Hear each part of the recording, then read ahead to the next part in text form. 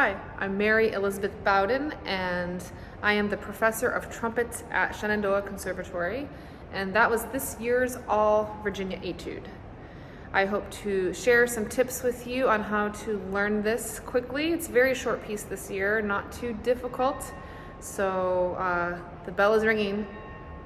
Go practice. So you're probably wondering why I'm in a church.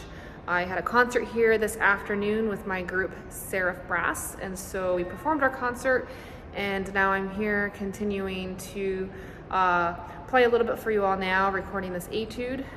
Since I'm on a tour, I only had a few minutes this morning to practice this in my busy schedule, and as you can see, I also cut my finger a couple days ago, so my finger technique, I have to play flat-fingered, which for me makes the valves stick over time, so I don't recommend that, but yeah, you just kind of roll with the punches when you're a musician and let the music carry you through. The next thing is to find a metronome marking where you're not going to have to stop and start. And you can kind of practice this in chunks and start at the beginning and take it as slow as you need to. I took it at 100 my first read through, but I've also been playing trumpet for 31 years, so take it really slow. Even if you have to take it half tempo, 60, wherever you can play it the most stable. That is the most important way for you to build success. Keep a column in the music where you write down the date and the tempo that you're at.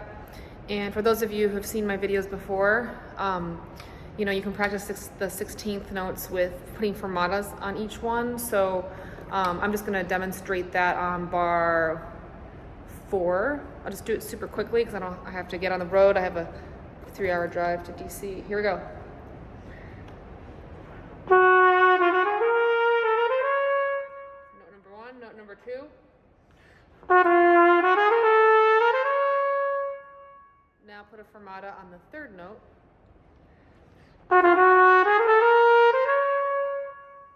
And then finally a fermata on the 4th note. Okay, now we're going to go long, short, long, short, long.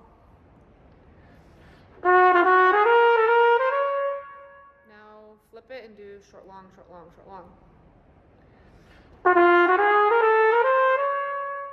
And then at tempo.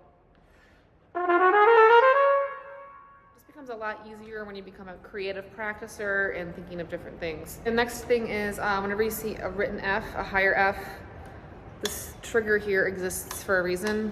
That note is pretty sharp, so make sure that you're using some trigger. That high A might need a little bit of trigger as well, depending on your trumpet. Finally, one more tip. Look at that last line. You see these 16th notes? You might not be able to single tongue those at 120. I decided to double tongue them because it sounded more clean. And make sure that it's not teka, teka, teka, but it's daga, daga, daga, daga, daga. Very, very long on the 16ths. Because it's like a water faucet. If you have the water running and you stop the water like this, the water sprays everywhere. Whereas if you just do this with the water, then it's smooth. And that's exactly what you want to do with the double tonguing. So you want to avoid this.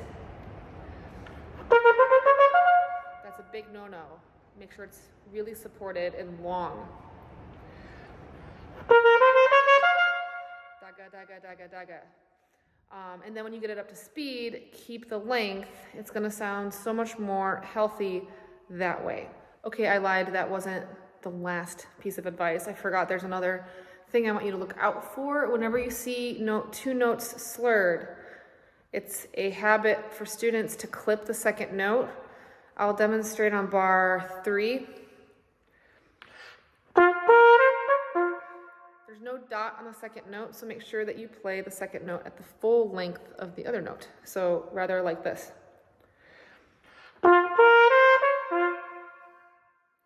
So those are just some tips for practicing this.